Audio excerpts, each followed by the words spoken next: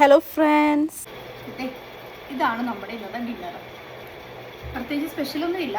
Cucumber, ഒരു 2 മുട്ടയുടെ വെള്ള, പിന്നെ തണ്ണിമത്തൻ, ഡ്രാഗൺ ഫ്രൂട്ട്, ഇതാണ് ഇന്നത്തേത്. പിന്നെ യോഗട്ടും കൂടെ ഉണ്ട് കേട്ടോ.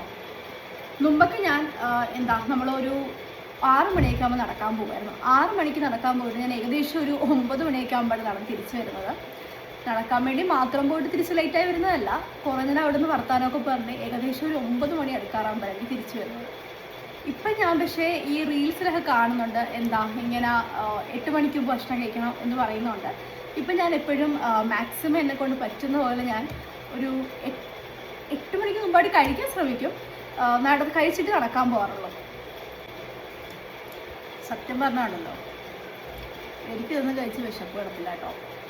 എനിക്ക് രാത്രി ഒരു 10 മണിയൊക്കെ ആകുമ്പോൾ പിന്നെയും വിശക്കും. പിന്നെ കുറച്ച് വെള്ളമൊക്കെ കുടിച്ചിട്ട് അങ്ങ് മാറി കിടക്കും. എന്നാലും പക്ഷേ പിന്നെ ഓർക്കും വെയിറ്റ് ഗെയിൻ ആവുന്നുണ്ടല്ലോ, എങ്ങനെയെങ്കിലും റെഡ്യൂസ് ചെയ്യണമല്ലോ എന്ന് ഓർക്കുന്നതുകൊണ്ട് കഴിക്കുന്നു. പക്ഷേ നമ്മുടെ ഹെൽത്തിനെന്നും നല്ലത് ഇങ്ങനെ കഴിക്കുന്നത് കേട്ടോ. പിന്നെ ഇത് ട്രെൻഡാണല്ലോ.